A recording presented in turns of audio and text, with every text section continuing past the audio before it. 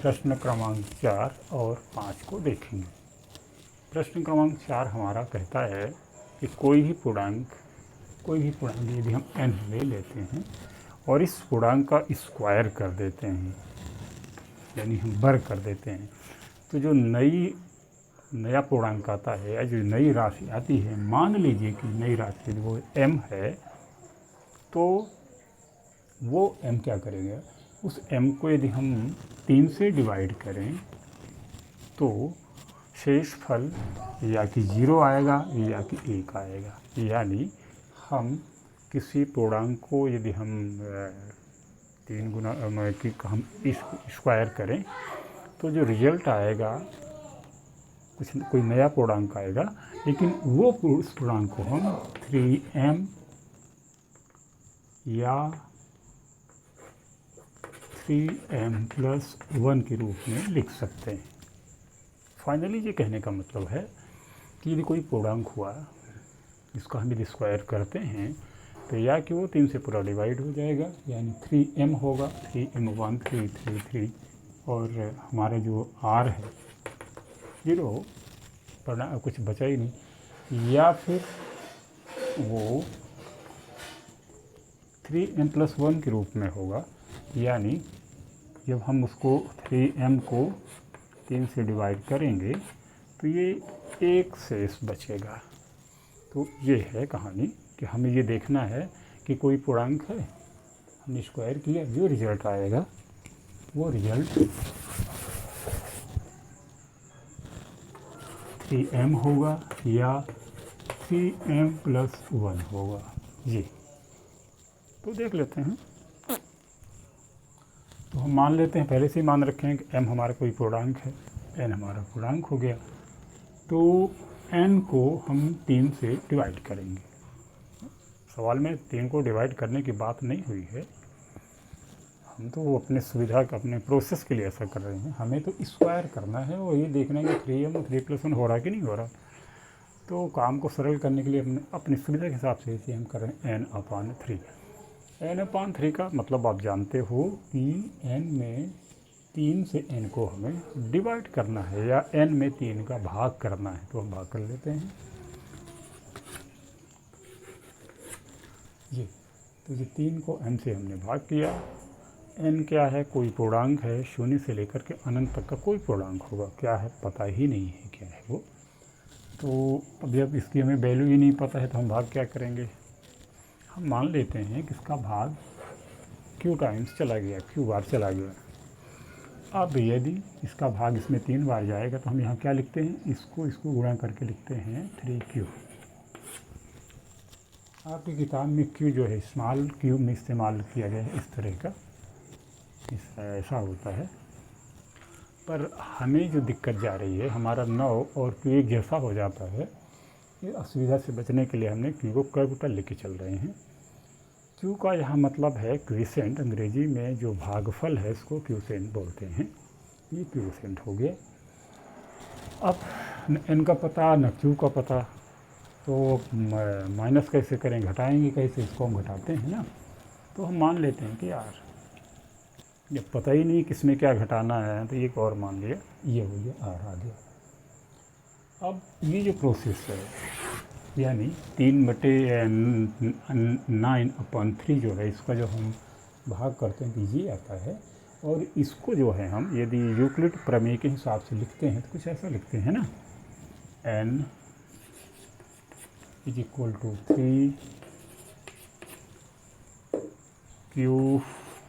+ Result r। हम इस तरह से लिखते हैं, जो हमारे यूक्लिड की प्रमेय का फार्मूला है, इस तरह से लिखते हैं। अब आगे थोड़ा सा देखते हैं। और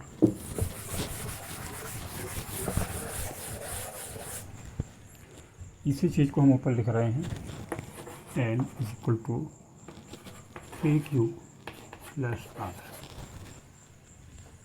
और इसको ख़त्म कर देते हैं। हमने n/3 किया था, तो ये है, इसका मतलब ये है n/3 ये आया था। अब हम दोनों तरफ का स्क्वायर करेंगे, इसका और इसको कर देंगे स्क्वायर। तो ये क्या आएगा। अब ये इसका होल स्क्वायर है। तो आपको याद होगा एक सूत्र याद होगा आपको, आपने पढ़ा होगा बचपन में, a plus v whole square is a square plus v square plus 2ab। A plus b a square का फुल फॉर्म होता है इस तरह का। तो इस ये चीज़ें जो सेम है ना, ए बी बी और आगे का, तो हम इसको जो है इसका जो विस्तार करेंगे तो ये आएगा। करते हैं, ए की जगह हम, ये हमारा यहाँ ए है, ये हमारे यहाँ बी है। तो जहाँ ए है वहाँ ए की वैल्यू, जहाँ बी है वहाँ बी की वैल्यू, जहाँ 2 है तो 2, ए की जगह ए की वैल्यू, बी की जगह बी की वैल्यू हम लिख देते हैं। तो हम लिखेंगे 3q स्क्वायर प्लस बी यानी आर स्क्वायर प्लस, ये अच्छा रहता है, प्लस 2 इंटू ए यानी 3q इंटू बी यानी आर। ये E equal to n square हो गया। अब इसको आगे सॉल्व करते हैं। तो कोष्टक के बाहर स्क्वायर है, तो यानी ये भी दोनों में स्क्वायर है, ये 3 3 का 9 और q square plus r plus 2 3 6 q r, ये आया। यहाँ हम इसको जो है उठा करके यहाँ रख रहे हैं, कोई कैलकुलेशन नहीं कर रहे हैं, केवल और केवल आर को हम उधर कर रहे हैं।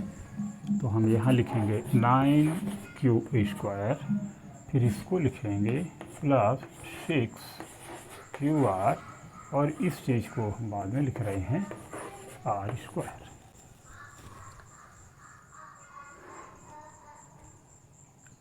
अब जो है इसमें न हमें q का पता, न इस q का पता, r का कुछ आइडिया है। क्या है? r के बारे में आपको पता है कि, अब r के बारे में कैसे बताया जाए, यहाँ थोड़ा देख लेते हैं। जब आपने 3 का n में भाग किया था ना, तो r बार गया था, यहाँ 3q आया था, और राम राम यहाँ q आया था और यहाँ r आया था, है ना। ऐसा हमने किया, जब भाग करते हैं तो हमने किया था, ये है अपना n/3 जब किए थे, तो हम इसको इस तरह से करते हैं। 3 में q बार गया था, 3q आया तो r आया था। ये r जो है कभी भी इससे बड़ा नहीं होता, बराबर भी नहीं होता है। तो इस कैलकुलेशन से हमें ये पता लग गया था कि r जो है 3 से, r जो है यहाँ 3 नहीं हो सकता, 2 होगा, 1 होगा या फिर 0 होगा। तो यहाँ से आपको आइडिया हो जाएगी r के बारे में कि r क्या हो सकता है। r चूँकि शेषफल है, तो शेषफल कभी भी भाग, जो हमारा भाजक है, भाजक यानी जो हमारा डिवाइडर है, भाजक से कभी भी बड़ा नहीं हो, बराबर भी नहीं होता, बड़ा होने की बात क्या करें, सदैव छोटा होता है। तो हमें यहाँ क्यू के बारे में पता नहीं, क्योंकि बोले आर के बारे में थोड़ी सी आइडिया है। हमारा आर जो है यहाँ, आर 0 हो सकता है, 1 हो सकता है, 2 हो सकता है, इतनी चीज़ें हो सकता है। अब हमारा आर यदि 0 है तो क्या होगा, तब होगा 9, अरे हमसे क्यू लिखते नहीं बनता है, 9q स्क्वायर प्लस r 0 है, तो r जब 0 का q में मल्टीप्लिकेशन करेंगे तो पूरे को 0, जब हम किसी संख्या में 0 को गुणा करते हैं, पूरी संख्या कितनी भी बड़ी हो 0 हो जाती है। r 0, तो r ने q को 0 कर दिया, अब q खुद 0 हो गया, तो इसने 6 को 0 कर दिया, प्लस r 0 है तो 0 का स्क्वायर, तो 0 का स्क्वायर 0 गुणे 0 क्या होगा, 0 होगा। अब हमारा ये सब फाइनल अब आ गया है 9q²। जीरो क्या लिखना, वैसे आप लिख भी सकते हो, लिखना चाहिए। तो यहाँ हम 3q को लिख सकते हैं, इसको हम लिख सकते हैं 3 गुणे 3, 3 त्रिक 9, q² प्लस 0। यहाँ देखना है, जो सबसे खास बात है, इस पर विचार करना है, क्या ये एक पूर्णांक है? क्योंकि q कोई ना कोई पूर्णांक है, तो q का स्क्वायर भी पूर्णांक हुआ, q गुणे q, और q को 3 से गुणा करेंगे तो भी पूर्णांक ही रहेगा। यानी पूर्णांक का जोड़ बाकी बड़ा भाग आपस में सब पूर्णांक ही होता है। तो ये पूरी संख्या हमारी पूर्णांक है, यानी m है। यानी हम इसको कह सकते हैं 3m प्लस 0। जीरो की यहाँ ज़रूरत नहीं है, लेकिन जीरो समझने के लिए लिख रहा हूँ। तो ये है 3m। तो अब इसको बहुत सारी चीज़ें हम मिटा देते हैं। कहाँ तक की चीज़ मिटानी होगी? ये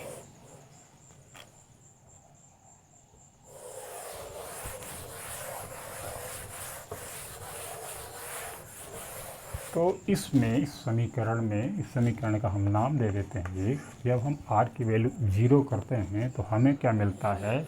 n² is equal to 3m plus 1 plus 0। तो 0 प्लस करने से कुछ फ़र्क नहीं पड़ता, 3 ये 0 ही रहेगा। ये किसी चीज़ में आप 0 जोड़ो घटाओ कोई फ़र्क नहीं पड़ता, 3m ही रहेगा। तो ये 3m हुआ। और हमारी पहली शर्त यही थी कि यदि हम कोई हमारे पास पूर्णांक हो, उसका हम स्क्वायर कर दें तो जो संख्या आती है वो 3m के रूप में होती है। 3m हमारे सवाल में लिखा है कि बताता हो कि हम n को यदि हम पूर्णांक का स्क्वायर कर दें तो रिजल्ट आएगा वो 3m प्लस होगा या 3m प्लस 1 होगा। 0 भाग करता है तो आगे उसे लिखने चाहिए। तो एक पहली बात समस्या सॉल्व हो गई कि जब हम किसी संख्या का स्क्वायर करते हैं तो जो हमारी नई संख्या आती है वो 3 से डिवाइड होती है, यानी 3m होती है। 3m इन 3 इंटू m, तो 3 से 3 जो घटाएंगे तो 3 से 3 माइनस हो जाएगा, m बचेगा। यानी m से मतलब यहाँ नहीं है, जब हम 3 में 3 को भाग काट देंगे तो शेषफल हमारा 0 हो जाएगा। हमारे शेषफल पर बात करनी है। तो पहली समस्या सॉल्व। अब आते हैं दूसरी समस्या पर। ये देखना है कि 3m प्लस 1 होगा कि नहीं। तो हमारा r अभी 0 था, r हमारा 1 हो सकता है, r हमारा 2 हो सकता है। r को जब हम 1 लिखेंगे तो क्या होगा? ये है 9, नहीं इसको हम ऐसा कर सकते हैं 3 into 3 q² plus r²। r 1 है तो 1 इंटू 1, 1 का स्क्वायर 1 होगा, प्लस 2 दिया 6qr, ये हो जाएगा 6qr। यहाँ 2ab। अब इसमें क्या करते हैं कि जैसे इसको हमने पहले से 3 गुणे 3 लिख दिया था, 3 गुणे 3 q²। इस प्लस को हम यहाँ लिखेंगे, 1 लिख दिया, इसको हम पहले करेंगे तो ये 6 है, तो प्लस हम 6 को लिख सकते हैं 2 इंटू 3 qr। r तो रहा नहीं, r ही तो 1 है। अब तो यहाँ 3q है, यहाँ 2q है, ये 3 आ गया। अब ये वैल्यू, अब ये जो चीज़ है ना, उससे हमें नहीं सॉल्व करना है, उससे हमें मतलब ही नहीं है। यहाँ देखना है q कोई पूर्णांक है, 2 गुना कर देंगे तो पूर्णांक ही रहेगा। 3 कोई पूर्णांक है, हम 3 यहाँ स्क्वायर था भाई, q को हम स्क्वायर, q कोई पूर्णांक है, स्क्वायर q का हम स्क्वायर करेंगे तो पूर्णांक ही रहेगा। फिर इसको 3 से गुणा करेंगे तो पूर्णांक ही रहेगा। अब दोनों पूर्णांकों को जोड़ेंगे तो पूर्णांक ही रहेगा, यानी ये पूरी संख्या पूर्णांक है। हमें उसकी वैल्यू पर नहीं जाना क्या है, हमें तो केवल ये देखना है कि पूर्णांक है कि नहीं। पूर्णांक का मतलब ये इसका कैलकुलेशन 0 से 1 अनंत के बीच कोई भी संख्या हो सकती हो जाए, क्या फर्क पड़ता है। तो हम इस चीज़ को लिखेंगे 3m+1 और यही हमें निकालना था 1 की दशा में।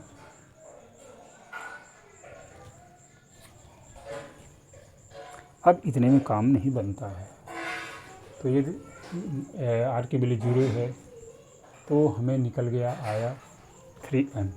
जब हम r की वैल्यू m रखते हैं तो आता है 3m+1। अब r की वैल्यू जब हम 2 रखेंगे तो क्या होगा, तो काम बिगड़ेगा तो नहीं। शर्त ये है कि जब हम m² करें तो जो आए 3m प्लस एक 0 आए 3 यानी 3m आए या 3m+1 आए, 3m+2 नहीं चाहिए। एक जो हम r की वैल्यू रखते हैं तो 3m+1 आता है। अब 2 रखने पर क्या 3m+2 आएगा तो काम बिगड़ जाएगा। तो हमें ये दिखाना है कि नहीं, ये हम 2 रखने पर भी हमारा जो आंसर है 3m+1 ही आएगा, ये आगे देखना है।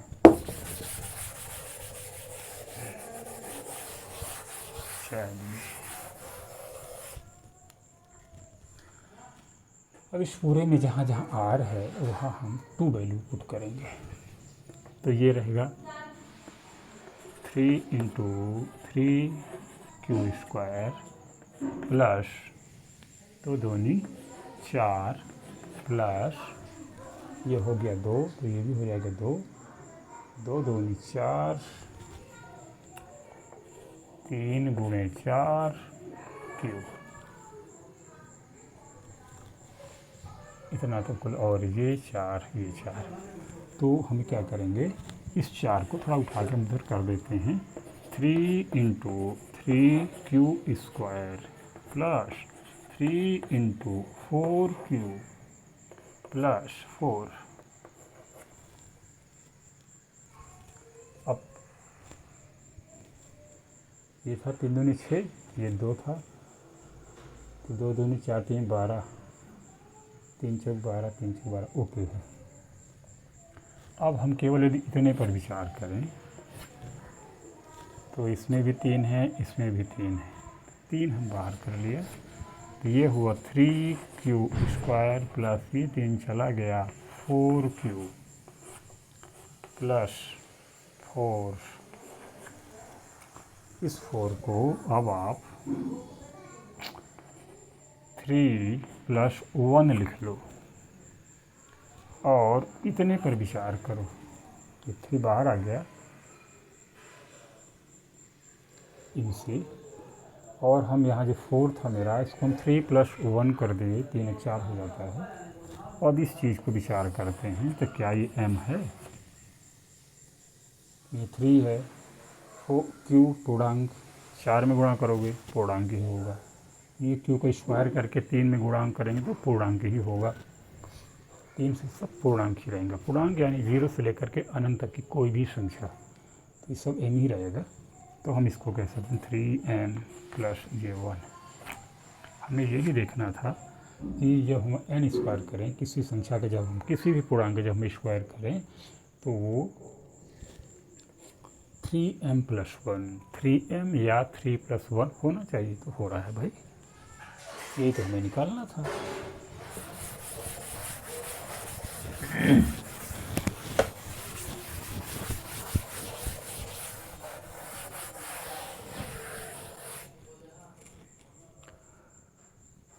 तो अगला देख लेते हैं 5वां सवाल। 5वां क्या है, 5वां सेम यही चीज़ रिपीट हुई है, 5वां भी यही है, थोड़ा सा फ़र्क हो गया है। इसमें हमें किसी पूर्णांक का स्क्वायर करना था, अब हम यदि किसी पूर्णांक का क्यूब करें, घन करें ना क्यूब, तो क्या होगा, तब ये क्या हो सकता है 9m या फिर 9m+1 या फिर 9m+8 होगा। ये तीसरा सवाल है हमारा।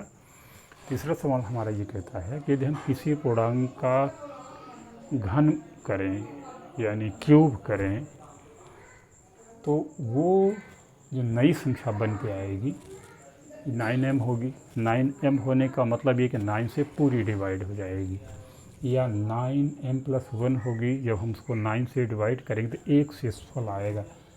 या फिर तीसरी कंडीशन कि जब जो हमारा ये क्यूब के बाद ये कोई भी संख्या हो सकती है, इसका हम 3 गुना करेंगे तो ये भी कोई ना कोई संख्या होगी। तो जो ये संख्या होगी 9 से पूरी डिवाइड होगी, या फिर 9 से हम डिवाइड करेंगे तो एक आएगा, वो और एक आएगा, भाग हमारा एक आएगा। या फिर यदि हम तीसरी कंडीशन कि यदि ये किसी भी संख्या का हम क्यूब निकालेंगे और हम डिवाइड करवाते हैं उसको, तो ये जो क्यूब निकालेंगे, जो संख्या आएगी वो 9m+8 होगी। यानी हम उसको यदि हम 9 से डिवाइड करें तो या कि शेषफल 0 होगा, या कि शेषफल 1 होगा, या कि शेषफल 8 होगा, है ना। ये कहने का मतलब कि r जो है हमारा 0, 0, 1 या 8 होगा, बाकी कोई चौथी कंडीशन नहीं बनेगी। तो थोड़ा इसको हम देख लेते हैं।